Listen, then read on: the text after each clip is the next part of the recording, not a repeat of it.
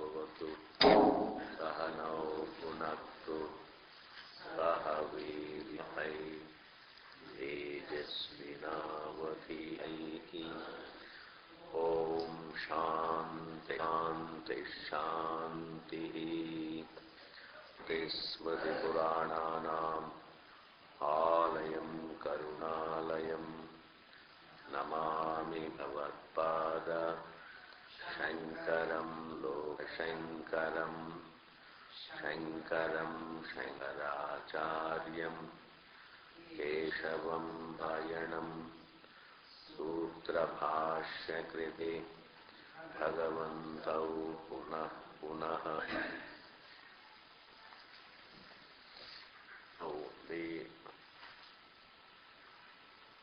Servo हि आत्म अस्तित्वं प्रत्येति न नाहमस्मीति. Everybody experiences the self. Everybody is the existence of oneself. And that is the basis, that is the beginning, that is the proof, that is the beginning and that is the end, the undisputable, the undebatable experience of one's existence. I am. And it is impossible to experience one's non-existence. Even to experience one's non-existence, well, one has to be there. Therefore, we have to stop here and then say that means one's non-existence cannot be proved, cannot be experienced. It is impossible to experience one's non-existence. And the experience is the proof. Experience is the pramana. There is no other pramanam really. The fundamental pramana is also, even pratyakshadi pramanas boil down to anubhava. They say, I am seeing the form. I am seeing the form through the eyes, even though we say that the eyes are the pramana in the matter of the color of an object. It means only my knowledge of it. My knowledge of it, the pramana, that I experience it.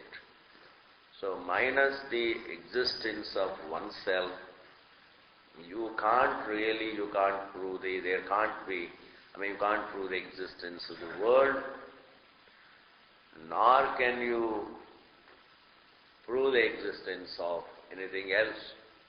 You can't prove anything, you can't disprove anything independent of the existence of oneself. Therefore, even when Jiva says that I experience the non-existence of myself, I experience my own disappearance, etc., that is a flawed statement. That's not true. That I experience my own negation in sleep. It is my experience I was not there before the birth.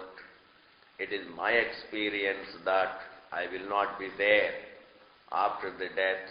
It is my own experience that I disappear in Sushupti. These various statements, well, statements pertaining to one's negation, pertaining to one's absence, these statements are not really true to experience. They are indeed only true to wrong conclusions about oneself. Here one has to think a lot. It's all where one has to think. It is impossible to experience one's non-existence. I can experience the non-negation of a given thought, but the experiencer can't experience the negation of the very experiencer. The experiencer is not a given thought, nor is it confined to a given thought, nor is it a given thought, nor is it confined to a given thought. In fact, that is the truth of all thoughts. So the one who experiences can't experience his own negation. Thus, that fundamental anubhava is being referred to here by Bhashyakara as the proof of, the very anubhava is the proof of, the anubhava is the proof of the prasiddhi of Brahman. The experience pertaining to one's own existence is the proof of the existence of the prasiddhi of Brahman. Because the question that is raised by the Purva Pakshi here is that if Brahman is prasiddham, you don't have to, inquire into it. And if it is aprasiddham, you cannot make any inquiry about it. Prasiddham na jignasitavyam. Yadi aprasiddham naiva shakyam jignasitu. Not possible. In answer to this Purva Paksha, the Siddhanti says, it is prasiddham. It is prasiddham means, it is not to mean it is known. I mean, in the sense it is understood. Prasiddham does not mean it is already understood by everybody. Prasiddham means it is already experienced by everybody. Everybody is experiencing Brahman. Experiencing one's existence is experiencing Brahman.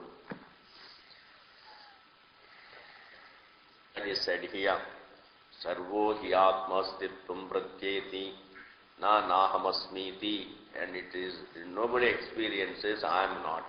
Never it is possible. Never it is possible.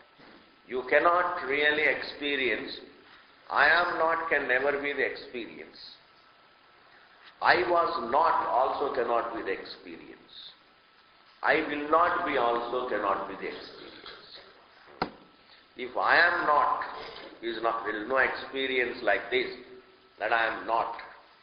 If I am not, quote unquote, if this can't be in the form of experience, then I was not also can't be the experience.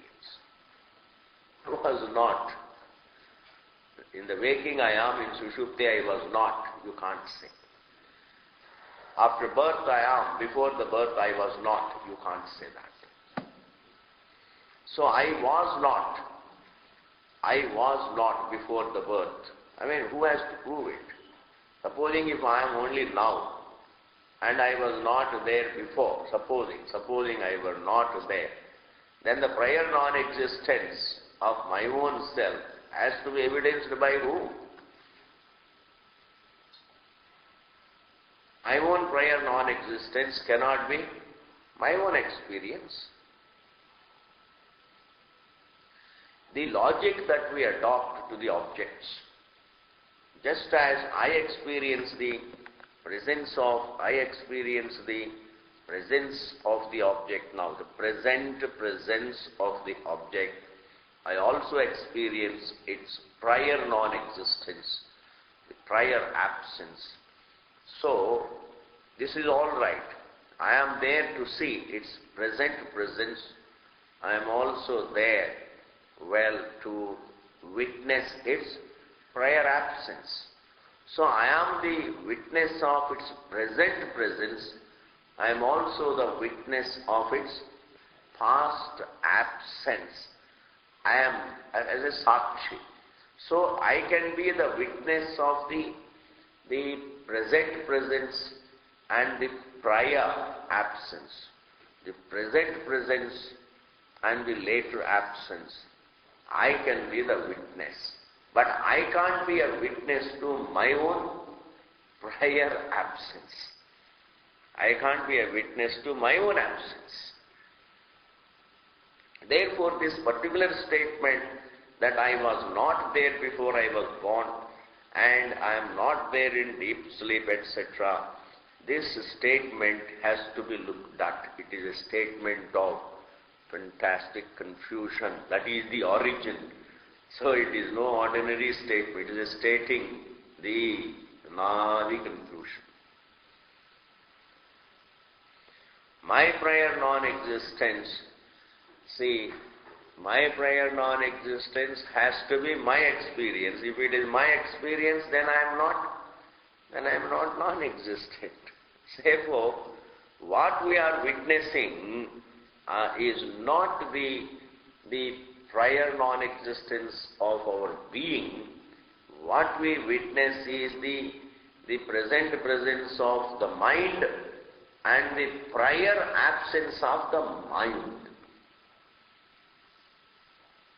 The present presence of the mind, the prior absence of the mind, and the later absence of the mind is what we witness.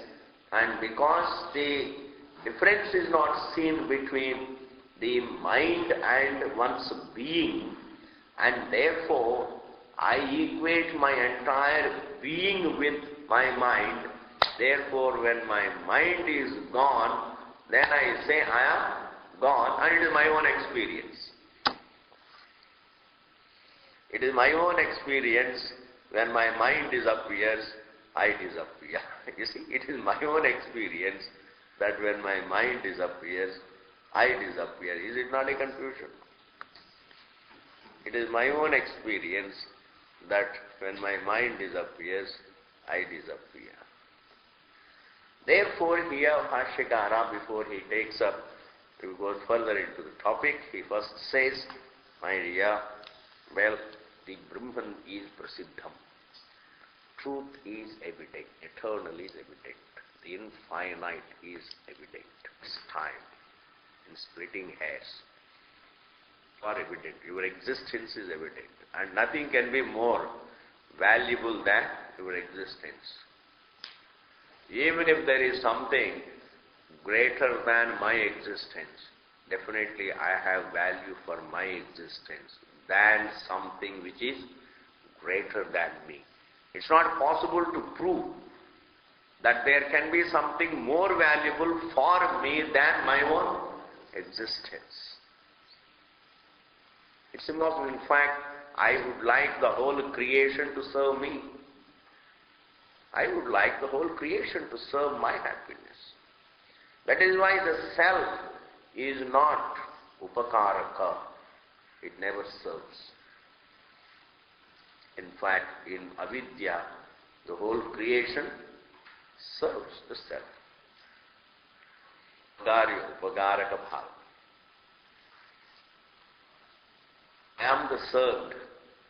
That is why we are the Swami. The whole creation is server. Therefore, even if you have not taken sannyasa, you are still Swami. That is the meaning of the word Swami. Fundamentally, it is Swami.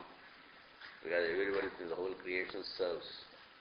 Even a mosquito is a Swami. Because even the mosquito wants the whole creation to serve its happiness. Atma. Okay.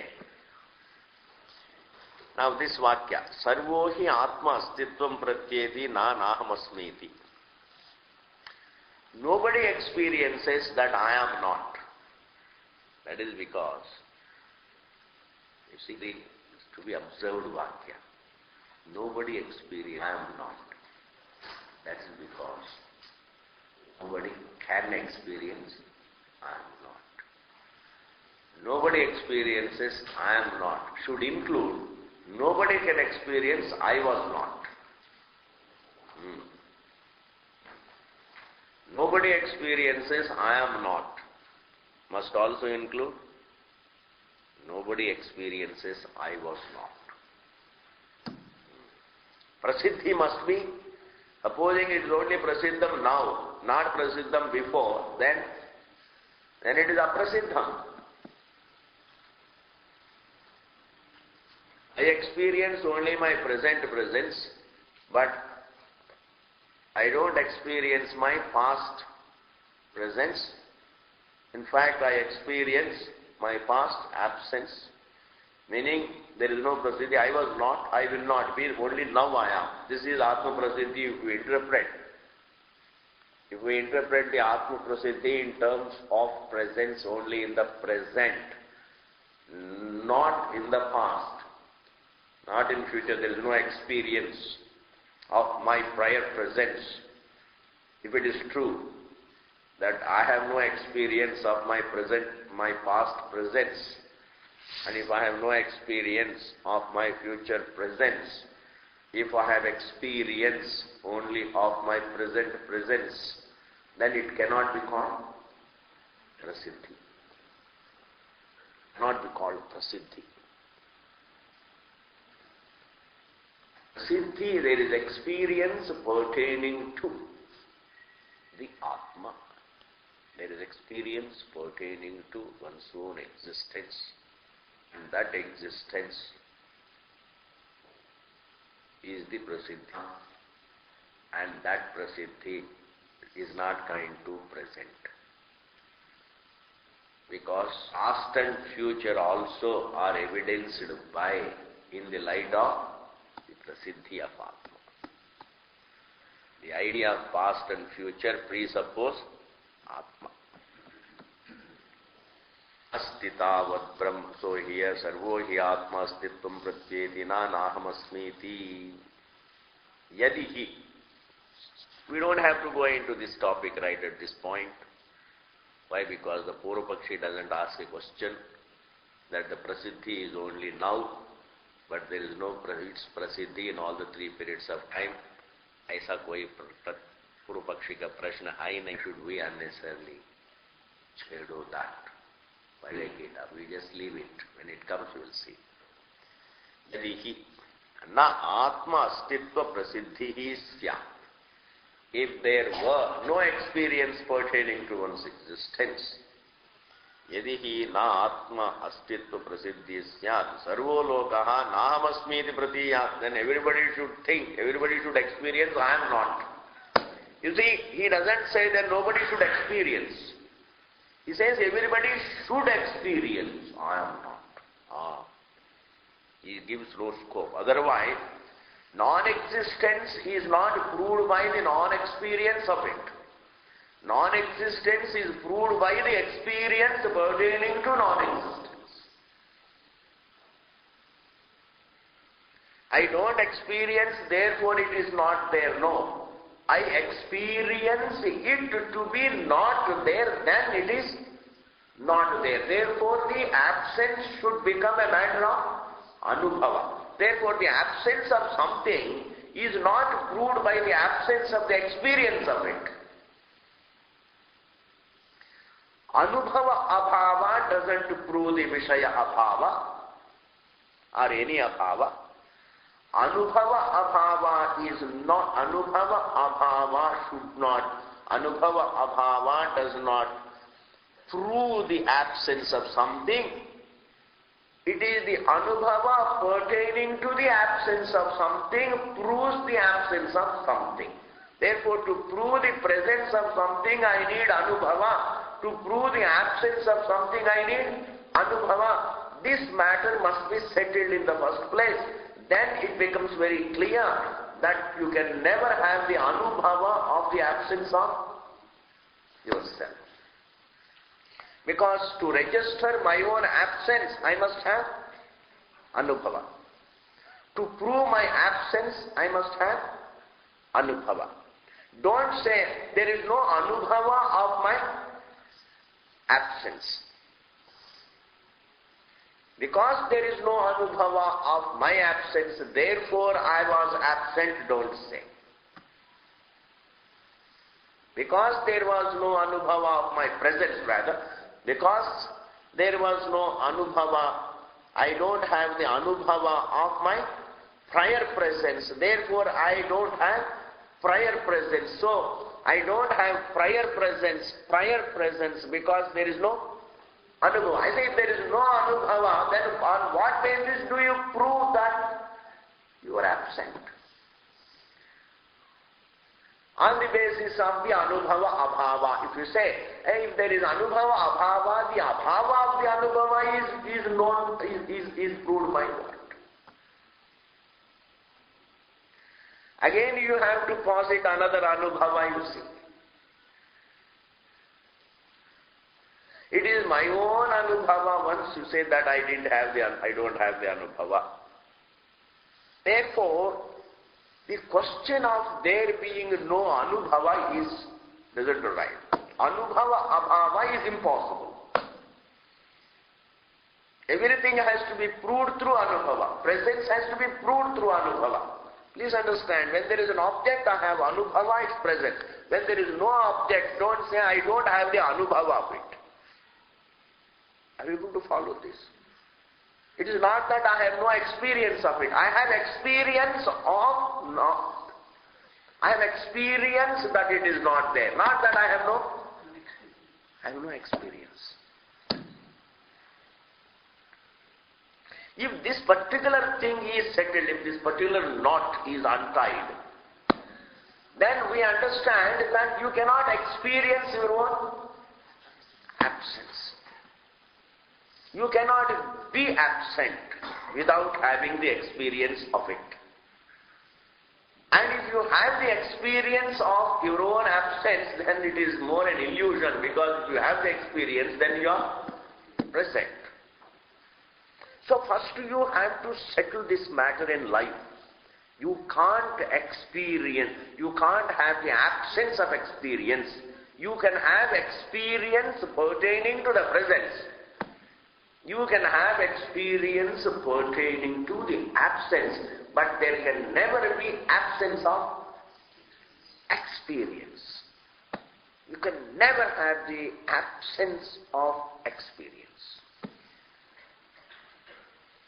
This must be thought sometime. This must be seen by the student as an inviolable fact. Experience can never have negation. Negation is evidenced by experience. Not experience can have negation. All the vichara. If experience has no negation, then what is one? I mean, if this is settled clearly, not believed, but understood clearly, let it be a tapasya to grasp it. Take tapasya. Day and night think and see how experience can't have negation. And if that is understood, is not the whole truth understood? If experience has no negation, then the experiencer has no negation. Has no negation. Therefore, within the unnegatable experience, within the unnegatable being, is the world evidenced? Is the world's negation also evidenced? Therefore, here Bhagavan says, if there were no prasiddhi of the self, then everybody should have the experience that I am not. He doesn't say that nobody should experience. Then there should not have been the anubhava, he doesn't say. Then there should have been the anubhava. I am putting so much of emphasis because this is very important, as I say. He doesn't say, if the self were not, then there should have been the anubhava that there is no self. If I were not, Bhāshyakara is saying, if the self were not evident, then there should have been the anubhava pertaining to its absence. Because even to show that there is no prasiddhi of Atma, even to show the presence, even to show the absence of the, even to show that there is no prasiddhi of Atma, even to show the absence of the Atma, that the Atma has no prasiddhi, there should be anubhava. I should, even if I am not, then I should have the experience I am not. I am not, I should have the experience that I am not. You have to know. Now, this is the pratipadanam. That you should have the anubhava that you are not. If you were not, then you should have the anubhava that you are not. The confusion is that I don't have the anubhava of my existence. My anubhava gets negated, therefore I am not. That your anubhava gets negated, is it your anubhava or not? If your anubhava gets negated, then who is the proof of that negation? Because any negation must be proved. And it can be proved again only in the light of another anubhava. Thus fundamentally anubhava cannot be negated. Therefore Jagrati is in anubhava, Swapna is in anubhava, their negation is in anubhava. If what you call prior non-existence, before I was born, I was not, means as this individuality, the prior absence of this mind also in anubhava. The post-absence of this mind also is in anubhava, not the negation of anubhava. And Atma is anubhava rupam. And that is Brahma Prasiddhi. Therefore here it says, Yadi tarihi atma cha brahma. That is all right. That means I experience. That means my existence has prasiddhi. What about Brahman? There he says, Atma cha Brahma. It is the Atma that is called Brahma. Atma is Brahma. We are not trying to do jijnasa. We are not trying to do jijnasa into some paroksham Brahma. Athato Brahma Jijnasa does not mean here we undertake inquiry into some remote Brahman. Here the inquiry is into the truth that is in the form of one's existence. The Purva Pakshi asks a question. See, these few lines are very important, crucial. Very basis for the entire pursuit, the entire study. Prabhupada says, Yadi tarhi, if this were so, then loke in this world, Brahma Atmatvena prasiddham asti. Then Brahman is evident as Atma. Brahma prasiddham. If you say Brahman is me, then Brahman is evident to me as myself. Brahman's existence is evident to me as myself. Okay. So the evidence of my existence is the evidence of Brahma's existence. Brahma is not another entity. As infinite, it is called Brahma, nothing else. Brahma is called, Atma is Brahman because it is, as infinite it is Brahman. Infinite it is Brahman.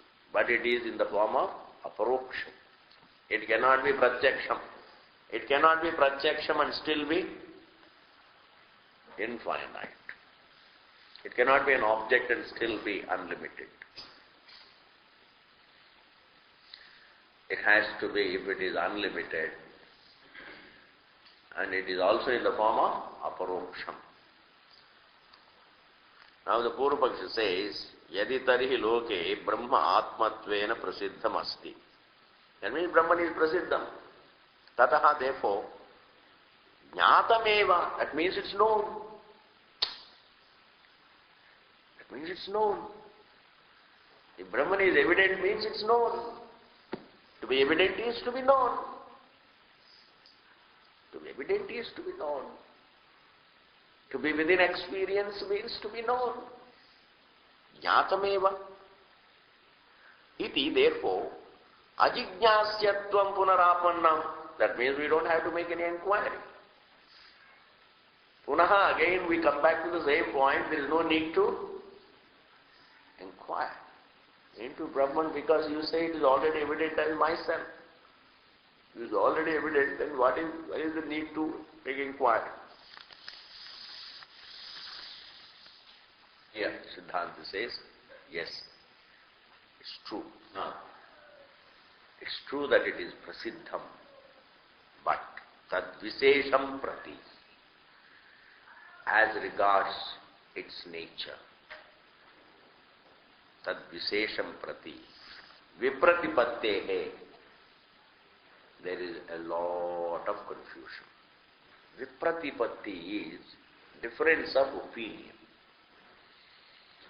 In fact, vipratipatti can mean basic error and followed by various schools with difference of views.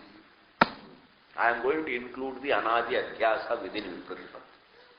We are not really making inquiry into Brahman, not because there are many schools different from one another. On the basis of the difference of opinion,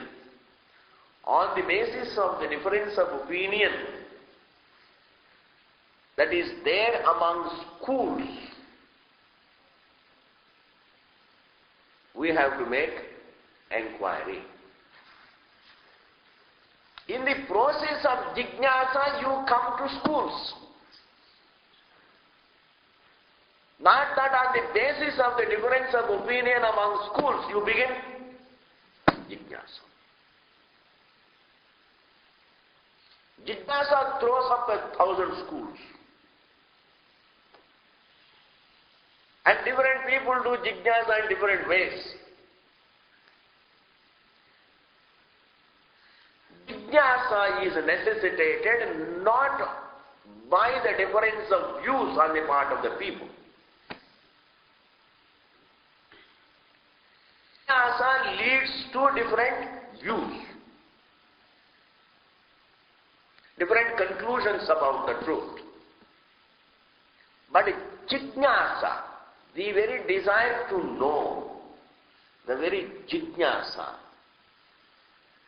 is necessitated by the universal error. The universal error, and that is, the evident Brahman is misunderstood as limited. The unlimited is misunderstood as limited. The unlimited is misunderstood as limited. The Advaitam is misunderstood as Sadvaitam, Sadvijiyam. The Paramarthikam is misunderstood as Vyavaharikam Jiva, Vyavaharika Jiva. The Paramarthikam is misunderstood as Vyavaharikam. And therefore to correct that, and that is what leads to sorrow. The basic adhyasa leads to the sorrow. And in order to really overcome that sorrow, one has to do jnana and know the truth. And there is a need to know because there is misconception. There is a universal misconception. There is a rope. You have to just listen to it very carefully because I want to convey this particular point. Jnana is not necessitated by the differing views in the world about the self, please. Even if there were no differing views at all, if there were no schools, supposing, there is no Sankhya, there is no Nyaya, there is no Vaiseshika, there is no, the Karma Kanda, there is no ism in this world. We are all tribals. We have no school of thought. In that situation, is there need for jnana or not? That means the need for jnana, the need to make, the need to investigate is there because there is a universal error. There is a universal error. And that universal error is that I am a form limited. That is the universal error. And that gives me a lot of fear and sorrow. The entire struggle is within my conclusion that I am the jiva. And in order to get moksha from my own view, wrong view about myself, there is a need to do jnana. There is a need to know. There is a need to rightly know ourselves. There is a need to know. There is a need to know ourselves correctly. Not because there are contradicting views in the world, but because there is a universal error. I hope I have corrected this. Because jnana doesn't stem from differing views in the world.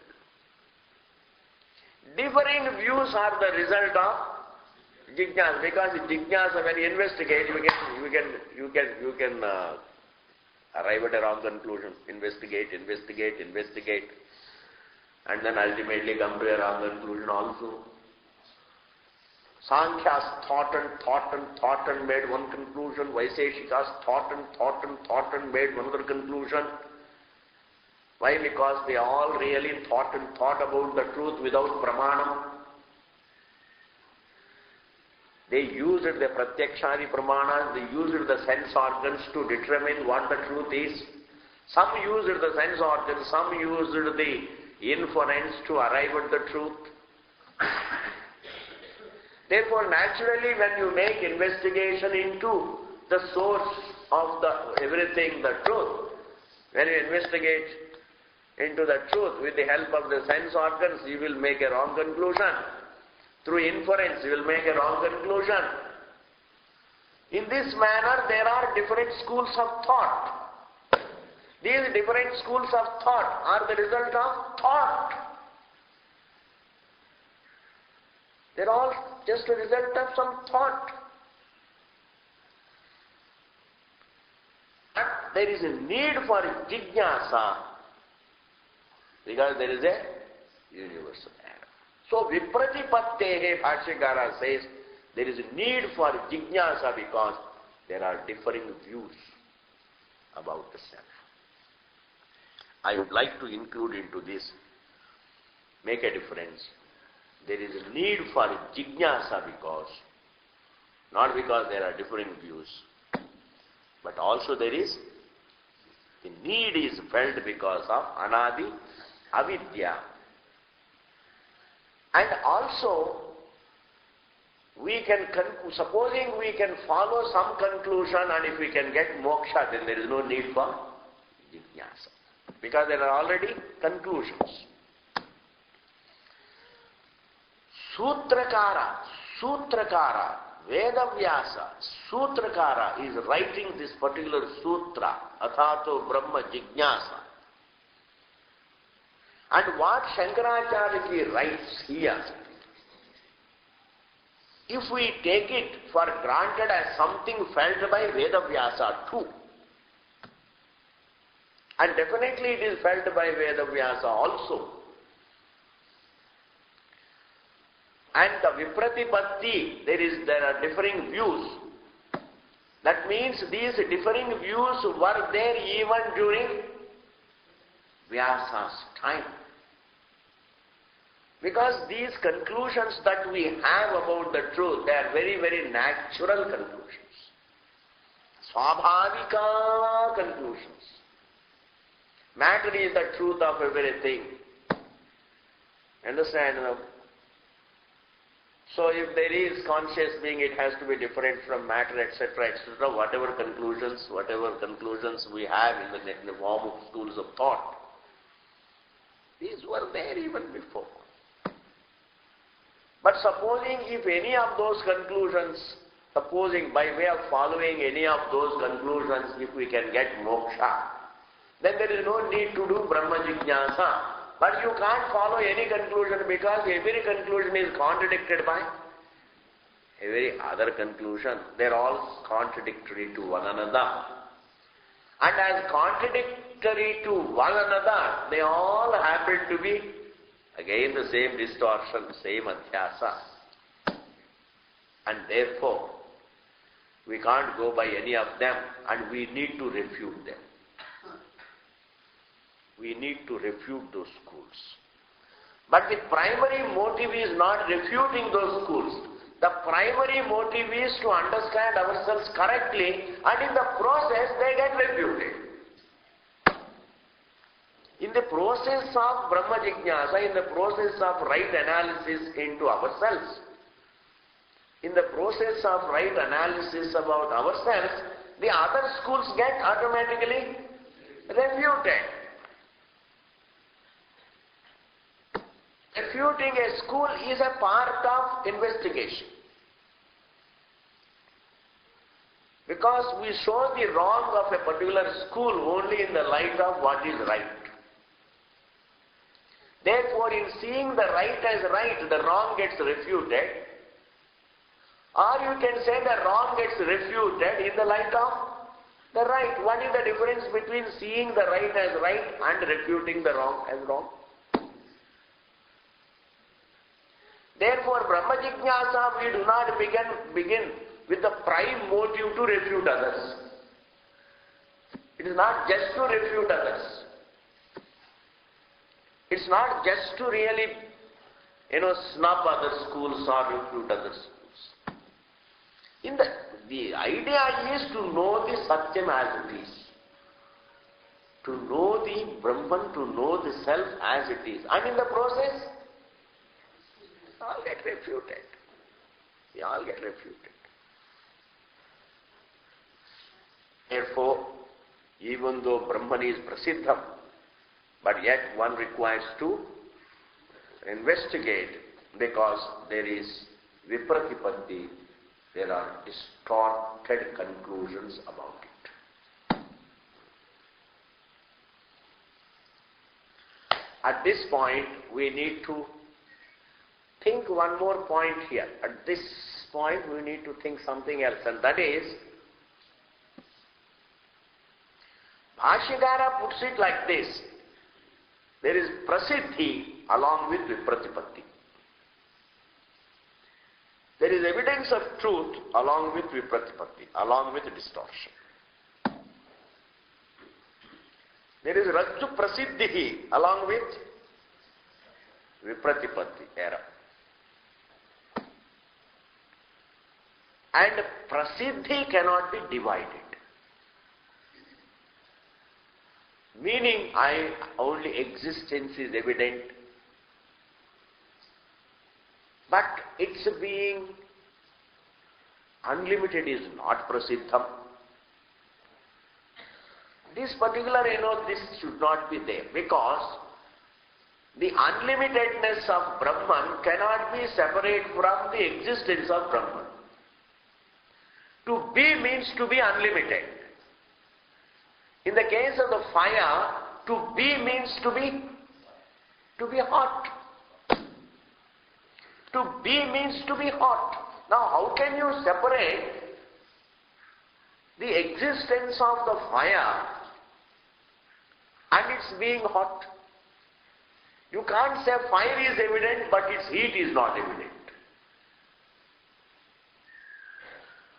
Fire is evident, but its heat is not evident, you can't say. In the same manner, you can't say also space is evident, but its pervasiveness is not evident. Space is prasiddham, but its pervasiveness is not prasiddham, you can't say.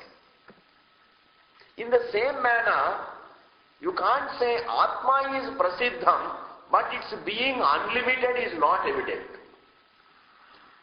In fact, the evidence of our own existence includes the evidence of our being Brahman. There is evidence of our being unlimited. There is evidence of our being awareness. There is evidence of our being Advitiyam. There is evidence of all that we are intrinsically. So we can't say the Asti Sat part of it is evident, the Jnana part, the awareness part of it is evident, the existence part of it is evident, but the unlimitedness part of it is not evident, is a very mediocre thinking. He is not fit for Vedanta. I'm sorry to say that. The one who thinks like that If it is not evident, Brahman is evident but not its unlimitedness. Therefore, the Astitvam is evident, the Astitvam existence is evident, but the unlimitedness is not evident. Therefore, we have to do inquiry to find out our unlimitedness. You say, how can you inquire into unlimitedness also unless it is evident? Because you can make inquiry into what is evident. If you say Astitvam is evident, then you can only make inquiry into Astitvam, not Anantatvam. What is evident, that alone can be looked at to find out, to check. You can check up what is evident. Jignasa is nothing but just checking up. You can check up what is evident. If you say only existence is evident, not unlimitedness is evident, then you can only check up existence, you can confirm existence, but you can't confirm limited, which is of no use anyway. Therefore, well, when we say Atma is Prasiddham, Brahman is Prasiddham, we mean only Brahman as it is Prasiddham. Brahman as Satyam is Prasiddham, Brahman as Advitiyam is Prasiddham, Brahman is Chaitanam is Prasiddham, Brahman as one without a second is Prasiddham, about which there is a distortion. And what is the distortion? I am Jiva. Everything opposed, contrary to the Swarupa. I am limited, I have a beginning, I have an end, I am a form, and there is duality. This is all what? Distortions about the evident, the Dvaitam is a distortion about Advitiyam. If the Advitiyam were not evident, there would not have been the perception of Dvaitam. Division cannot be perceived without the non-division. It's a categorical statement, you think about it. Division is impossible to see without the non-division. The one who sees the division should be division free. Unless there is formless, you can't have the knowledge of the form. The one who knows the form is formless. The one who knows the division is division free. The one who knows the time is time free. The one who knows really whatever you say this I know, then it is, you are free from it. Therefore, the Advitiyatvam is Prasiddham. Ekatvam is Prasiddham. There is nothing Aprasiddham. And what is Aprasiddham you can never know. There is no need to know. There is nobody genuinely feels the need to know the unevident. You cannot know the unevident. What is unevident? In fact, knowledge pertains to the evident. There is no such a thing called the unevident. There is no such a thing called the unevident. Man's horn is not unevident. It is evident not to be. It is not evident. Man's horn, don't say it is the unevident. Man's horn is evident not to be. Sixth element is evident not to be. Therefore, there is no such a thing called the unevident.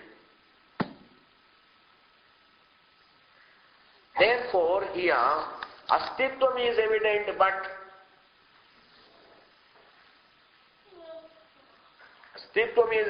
but Anantatvam is not evident. Therefore, we should meditate or we should do inquiry. We should make inquiry to know the unlimitedness of our being. This is not acceptable. Okay. Atmaja Brahma. So here, there are confusions pertaining to our own nature. Number one confusion. Now there is some counting up. There are so many schools of thought. Number one, school. Dehamatram Chaitanya Visishtam. I am nothing but body, which enjoys the quality of little awareness.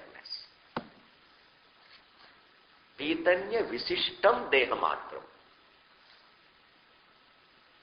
This is the universal school. This is called the universal school. In fact, this first school has the greatest following. Greatest, largest following is enjoyed by the first school. What is the first school? I am only a body with a quality of awareness. Not that I am awareness, I am the body with a conscious quality, unlike the table. Table is also matter, but it has no conscious quality. But I am the body with a conscious quality. Dehamatram, Chaitanya Visishtam, Atma. This is called me. Iti, in this manner, Prakritaha Janaha. This is the view held by everybody in the world. Prakritaha Janaha means the one who doesn't have Shastra Sanskara. The one who doesn't know Shastram is a Prakrita, even if he is a scientist. Even if he is a scientist, he is a Prakrita. Don't say the illiterate and uneducated and all that. Even if he is literate, even if he is educated, even if he is a physicist, even if he is a Nobel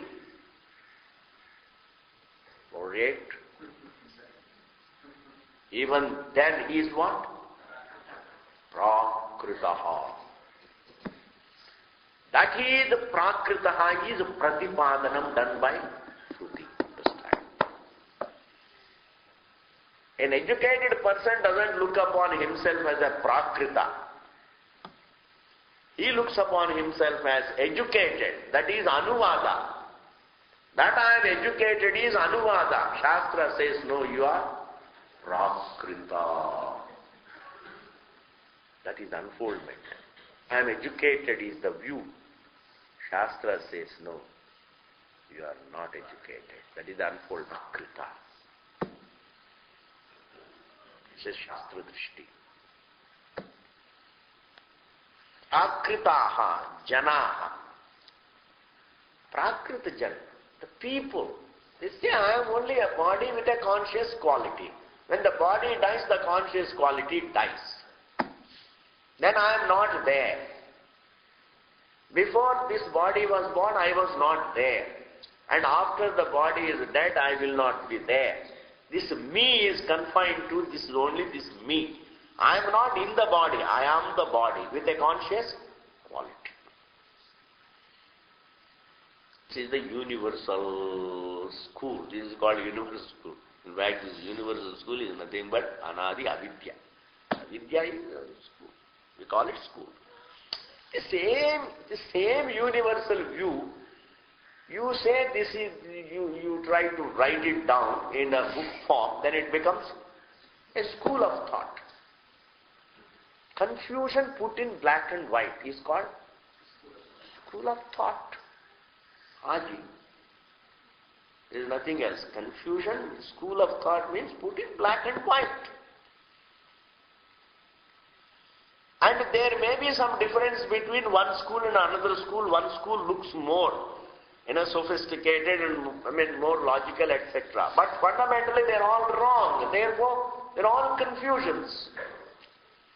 One person says it is snake. Another person says no, it is a garland. Another person says it is a cleavage. Another person says it's a water line. So this is called different, this is called Vipratipatti about the Rajju. It's called difference of views. Difference of views. And they are called different schools of thought. But all of them are equally wrong. Then there is a second school. The second school is Laukayatikascha. Laukayatikaha means Charvakaha. Second school. Charvakaha. The sweet talkers. Charu means sweet, means well. Vak means talker. Now those who have got sweet tongue. That is also a particular school. And they say they write little more. They have a book also. They have a literature. These Prakritis have no literature. These Prakritikaha don't have a literature. Everybody says, I am nothing but the body with a conscious quality. This is the Prakritika. They have no literature. But Laukayatikas have a literature. And they have a guru also. And look, they also say the same thing. Man is nothing but the body with a conscious quality. Laukayatikaścha pratipannaham. The third school, Indriyanyeva chetanani. This is called, become little better. Hey, body cannot be, body can't enjoy the conscious quality. Because we feel consciousness only in the senses. I don't feel consciousness in the body. We don't feel body to have consciousness. When I see, that there is a consciousness. When I hear, there is consciousness. Taste, touch, smell, there is consciousness. In fact, even the body, all over the body, there is a particular sense organ called the sense of touch. Therefore, in and through that sense of touch, skin is a sense of touch. So in that sense of touch, there is awareness. So we have to say, it is the sense organs with a conscious quality that is called me. When a person says me, it is nothing but these five senses with a conscious quality. Matter doesn't have a conscious quality, but sense organs have conscious quality. In seeing, there is consciousness. In hearing, tasting, touching, smelling, there is consciousness. Therefore, we have to, so they refute the Laukayatikas. Who are they? Among the Charvakas, there are a few groups. The first group says the body is the Atma. Body with a conscious quality is Atma. The second group says the sense organs with a conscious quality are the Atma. Clear? And they refute the first school. Then there is the third group. The third group is Anyeva Chetanani Atma iti apare. Apare means another group of the Charvaka. Mana ityanye. Among the Charvakas, there is the third group which says, hey, the body doesn't have the conscious quality. And also even the sense organs don't have the conscious quality. It is the mind that has a conscious quality. Because even when you open the eyes, there is knowledge, there is a thought. In that thought is the conscious quality. Knowledge. It's called conscious. I have thoughts and every thought enjoys the quality of a consciousness. When thought is gone, consciousness is gone. The first group says, when body is gone, consciousness is gone. Another group says the sense organs are gone, consciousness is gone. And he says, no, even when you don't have the sense organs, you can still enjoy the conscious quality as long as your mind is there. That is why a blind man is conscious. A deaf man also is conscious. Therefore, even without eyes, without ears, also if you have even one sense organ, Even if you are alive, and as long as you have the mind, as long as you have the mind, a blind man also can imagine the forms. And in that thinking there is conscious quality. In this thinking there is consciousness. Therefore, what is the truth? Truth is nothing but the mind with a conscious quality. With a conscious quality. This is the third school. So the first, Laukaitikaha, and the second group who say that the sense organs, all of them are Laukaitikas. Laukaitikas, the first group of Laukaitikas say body with a conscious quality. Second group says senses with a conscious quality. And the third group says the mind with a conscious quality. These are the three schools. And we bring them all under Prakritas. They're all just very gross. It doesn't have much logic. Nor do they analyze the whole. They don't go into all experiences, etc. And therefore they are just illiterate schools of thought. Therefore they say they have no exposure to pramana. Prakrita means that is it. No exposure to shastram pramanam or prakrita. Like a person who has no exposure to the eyes, he is blind. He is born blind. He is absolutely born blind. And he had eyes, and then if he loses, then he is still better. At least, he can think on the basis of what he saw. But supposing if a man is born blind, you can only imagine about it. You can have no idea about what this world is. Similarly, a person who has no exposure to Shastra Pramanam can only be imagining about the self. Blind imagination. Whereas the other schools like Sankhya, Nyaya, Vaiseshika, they have some logic and they also study the Shastram. They have exposure to the Shastram, not with great respect to it, but then just to really refute it. Thoda bahut logic hota hai, because the Shruti follows proper logic, therefore they also follow the discipline of logic. But that logic again, unfortunately, is based on the sense data, which happens to be faulty again.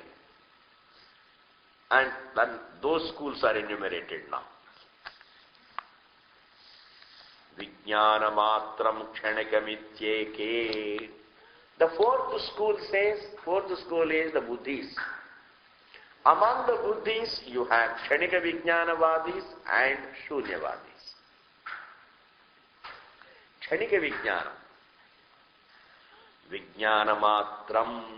What is the self? It is Vijnana matram. It is in the form of temporary awareness. And this whole world is also Kshanika Vijnana. This world is changing because its very material called the Kshanika Vijnana is changing. Vijnana matram kshanika mityeke. Temporary awareness is the truth. Whatever it might be. Don't try to find out what is the temporary awareness. I have not understood temporary awareness for the last so many years I have been thinking. I have wasted the whole life. You try to understand what is permanent, not what is temporary. Something temporary is not jijnasa vishayam. Because if you are so interested in the temporary, there is enough around us. There is enough around us, temporary things. Vijnanam is a conclusion. There is no such a reality called.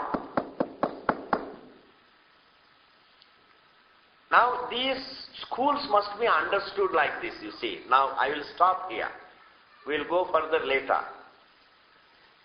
When the Prakrita says, body with a conscious quality is the self, is it provable that consciousness has the quality of the body?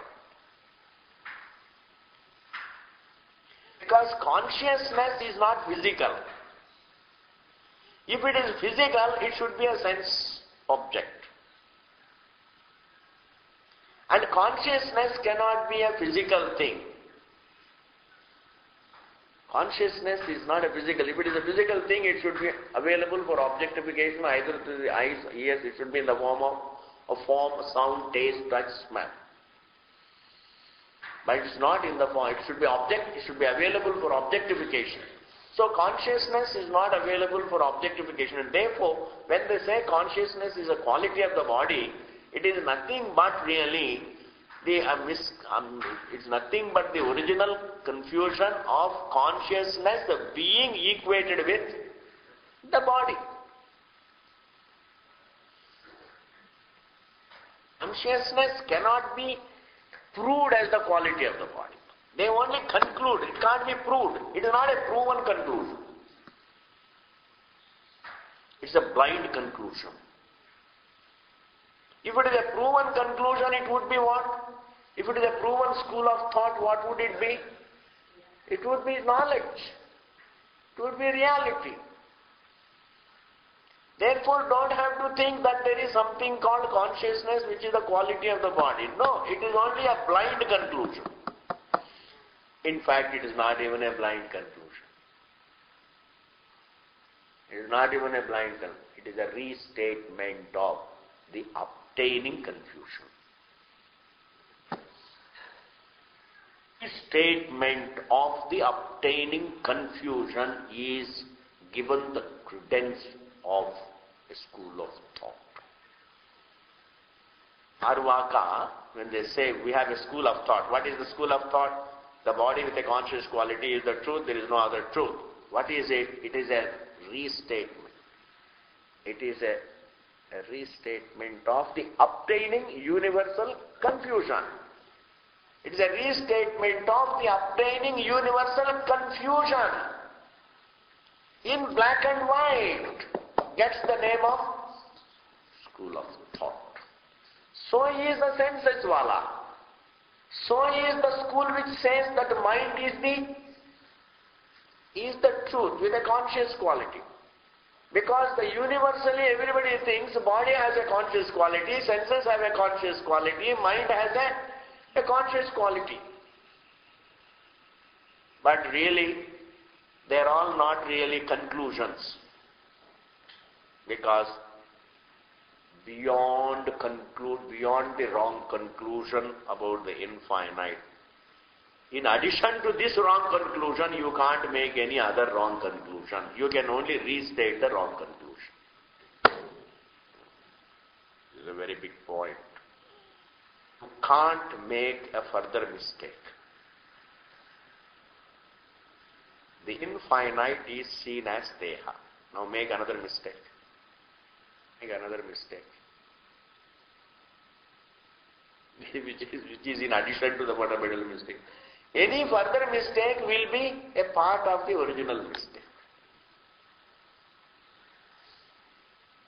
There is a rope, and you see it was snake. One sees it as snake. Now you think and think and think and think and think and conclude. And say, okay, it is a stick. Now tell me, is it not the same as it is snake? Because you are not recognizing it to be rope. First you said it is snake, then you said it is a stick. Is it a further mistake? Is it a further mistake? And you think and think and think and think and conclude that it is a garland. Is it a further mistake? Is it a further mistake? No. Same mistake. Restated. Ununderstood rope, one goes on imagining, one goes on concluding. It is a wrong conclusion. That it is snake is an error about the rope. That it is a stick is an error about the rope. That it is a garland also is an error about the rope. Now, are there really three errors? That it is snake is a distortion. That it is garland is distortion. That it is a stick is distortion. It is just one distortion. It is in the form of distortion. Therefore, whether I say that the body with a conscious body as with a conscious quality is the self, or the senses with a conscious quality is the self, or the mind with a conscious quality is the self, or the changing awareness is the self, all these things are distortions of the same self, distortions about the same self. And therefore, what we call schools of thought are a restatement of the original confusion put in black and white. Then comes Shunyam. That Shunyavada we will see in the next class. Om Purnamaha Purnamidam Purnat Purnamudachyate Purnasya Purnamadaya Purnamavasishyate. Om Shanti Shanti Shanti.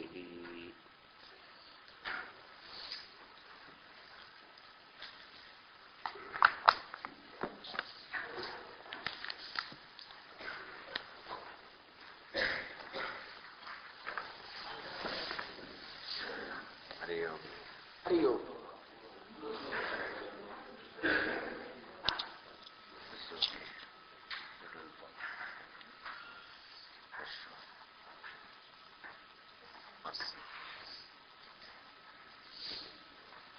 Celebrate the birthday of the Son of God. Problem आते हैं स्वयं भगवान ही आ जाते हैं. He doesn't send his son. अवतार होता है. What is his son? Male chauvinism. Why don't you send your daughter? Why Bhagavan doesn't have? World is funny, I am telling you. This world, these jivas are really funny. Absolutely. Have lot of industrialization, lot of roti mane ke liye, lot of knowledge is there just to survive. Science, technology is all just. But these jivas, if you look at them, they're for the fundamental thinking, absolutely funny. Nobody is interested in this very person. Everybody is interested in God in heaven. Religion is in our whole literature is talking about the subject. Our whole literature. Unfortunately, our literature is mistaken as something, the otherworldly. Talking about the other world. This is the only culture that doesn't talk about the other world.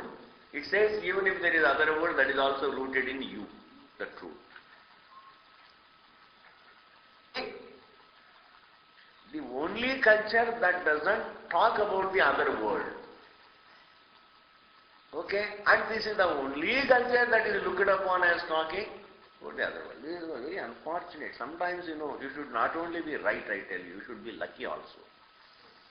Hinduism is right, but it is not lucky. It is always relegate. Vyavaharika luck it doesn't. They say these three great religions of the world. I heard yesterday, these three great, what are the three great religions? Christianity and Israel.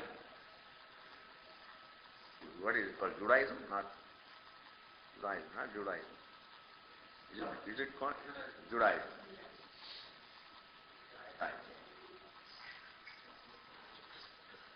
How they are three great religions? Because numbers. You see, even number-wise, we are greater than you because we have got more people all over the world. We are only there for the last 2000 years. We are talking about 5000 years ago. Krishna says, आजकल की दुनिया में लोग खराब हो रहे हैं, भगवान से. हमारा प्राचीन ऋषि लोग.